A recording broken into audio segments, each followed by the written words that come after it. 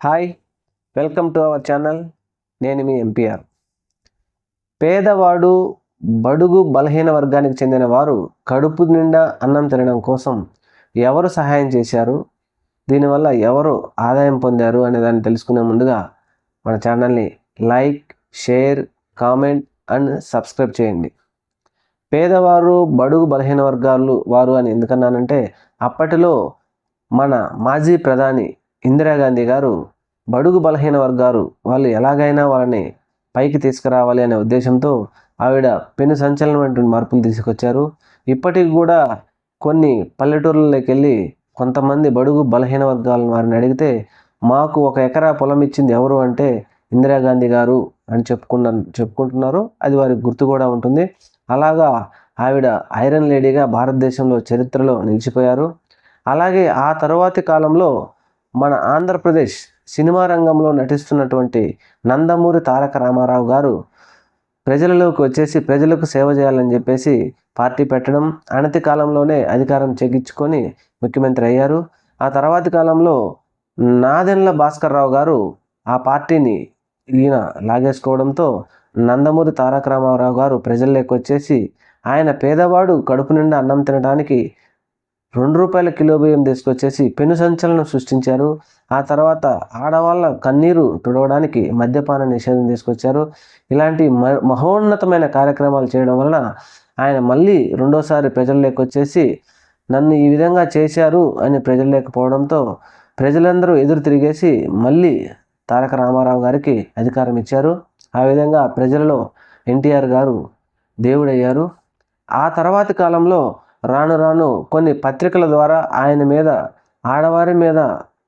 ఆడవారికి ఇద్దరికి సంబంధం కలిపేసి ఆయన్ని పదవి నుంచి దించేసి ముఖ్యమంత్రి పదవిని నారా చంద్రబాబు నాయుడు గారు లాగేసుకున్నారు. వైస్రాయ్ హోటల్ ఉదంతం కూడా అందరికీ తెలుసు. అది ఇప్పటి కాలం పిల్లలకు తెలియకపోవచ్చు, కానీ పాతకాలం పిల్లలందరికీ తెలుసు. అయితే దాని గురించి మనం ఇప్పుడు అది అవసరం లేదు. అయితే నారా చంద్రబాబు నాయుడు గారు అధికారంలోకి వచ్చిన తర్వాత ప్రైవేటు రంగం తర్వాత ఉద్యోగస్తుల్ని పరుగులు పెట్టిస్తూ అబ్బో అది చేస్తున్నారు ఇది చేస్తున్నారు అని చెప్పేసి 94 నుంచి 99 వరకు ఉద్యోగస్తులందరినీ బాగా పరిగెత్తించారు. అయితే అప్పట్లో ప్రజలు ఈ విధంగా సహాయం చేసినటువంటి నందమూరి తారక రామారావు గారు కడుపు నిండా అన్నం పెట్టారు కదా, ఆయనను మర్చిపోయి మళ్ళీ నారా చంద్రబాబు నాయుడు గారే మంచి అని చెప్పేసి ఆయనను మళ్ళీ 99లో అధికారం ఇచ్చారు. అయితే 99లో అధికారం వచ్చిన తర్వాత నారా చంద్రబాబు నాయుడు గారు అసలు పేదవారికి అన్నం పెట్టడం ఎందుకు, చిన్నకారు రైతులను ఆదుకోవడం అనవసరం అని చెప్పేసి మొత్తం ప్రపంచ బ్యాంకుకు సన్నిహితుడిగా ప్రజలు గమనించారు. ఆ విధంగా పేదవారిని హింసించారు, పేదవారిని ఆదుకోలేదు, రైతులు చాలా ఇబ్బంది పడిపోయినారు. ఆ సమయంలో వైఎస్ రాజశేఖర రెడ్డి అప్పటి ప్రతిపక్ష నేతగా ఉండి పేదవాడికి దగ్గరికి వెళ్ళి పాదయాత్ర చేస్తూ వీళ్ళ కష్టాలేంటి, వీళ్ళకి ఏదైతే బాగుపడతారు అని చెప్పేసి ఆయన రాష్ట్రమంతా తిరిగి పాదయాత్ర చేసి 2004లో అధికారం చేజిక్కించుకున్నారు. ఆయన అధికారంలోకి వచ్చిన తర్వాత పేదవాడికి కడుపు నిండా అన్నం పెట్టినటువంటి మహానేత ఎవరు అంటే వైఎస్ రాజశేఖర రెడ్డి గారు. ఆయన చరిత్రలో నిలిచిపోతారు. ఆయన చూసినటువంటి పేదవాడికి ముఖ్యంగా ఆర్థికంగా ఎదగాలి అంటే మనం ఏం చేసినా అనవసరం, ముఖ్యంగా చేయవలసింది ఏంటి అంటే పేదవాడికి చదువు, ఆరోగ్యం. ఒక ఇంటిలో ఒక పిల్లవాడు చదువుకుంటే ఆ కుటుంబమే బాగుపడుతుంది అని చెప్పేసి ఆయన మహోన్నతమైన మార్పులు తీసుకొచ్చారు. ఆ విధంగా ఆయనను గుండెల్లో పెట్టుకొని చూసుకున్నారు. అప్పటితో 2004, 2009 2 రాజశేఖర రెడ్డి గారిని ఘన విజయంతో ఆయనను ముఖ్యమంత్రిని చేసినారు ఆంధ్రప్రదేశ్ ప్రజలు. ఆ తర్వాతి కాలంలో కాలం మారి ఆయన చనిపోవడం జరిగింది. ఆయన చనిపోయిన తర్వాత అప్పటికి కూడా రాజశేఖర రెడ్డి గారు రేషన్ బియ్యం ఇస్తూనే వచ్చారు పేదవారికి. ఆయన కిలో రూపాయి బియ్యమే ఇస్తూ పేదవాడి కడుపు నింపారు. ఆ తర్వాత అనతి కాలంలో కొణిజేటి రోషయ్య గారు ముఖ్యమంత్రి అయ్యారు. ఆయన ముఖ్యమంత్రి అయిన తర్వాత కూడా రోషయ్య గారు కూడా అయితే రాజశేఖర రెడ్డి గారు ఇచ్చినటువంటి పథకాలన్నిటినీ పేదవారికి అందజేయడంలో ఆయన పాత్ర కూడా ఉంది. ఆయన ఏం మార్పులు చేయడానికి సాహసించలేదు.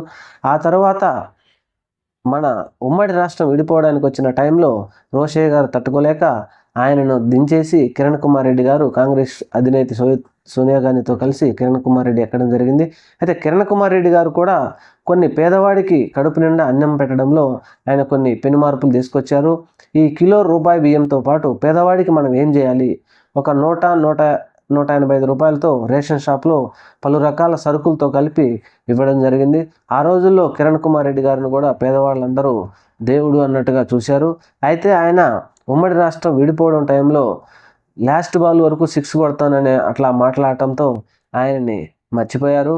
ఆ తర్వాత వచ్చిన ఎలక్షన్లలో 2014 ఎలక్షన్లలో అప్పుడు ఆంధ్రప్రదేశ్ విడిపోయిన తర్వాత ఆంధ్రప్రదేశ్ ప్రజలందరూ ఎవరు మన రాష్ట్రాన్ని ఆదుకునేది అనుకుంటే అప్పుడు సీనియర్ పొలిటీషియన్ చంద్రబాబు నాయుడు గారు అయితే అనుభవం ఉన్న నాయకుడు, ఆయనైతే మళ్ళీ మన రాష్ట్రాన్ని అభివృద్ధి సాధిస్తాడని చెప్పేసి ఆయన మీద మళ్ళీ నమ్మకం ఉంచి 2014లో ఆయనకు అధికారం ఇచ్చారు.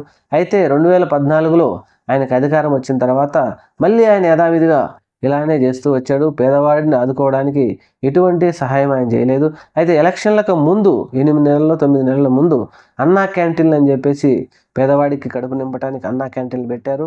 కానీ ఇప్పటికీ కూడా మనం గూగుల్లోకి వెళ్ళి సెర్చ్ చేస్తే అన్నా క్యాంటీన్లకు పక్కన కొంచెం రోజువారీ దినవారీ ₹1 ₹10 భిక్షం ఎత్తుకొని తినేవారు కూడా ఎప్పుడు అన్నా క్యాంటీన్లోకి వెళ్ళి తిన్నట్టుగా సమాచారం లేదు.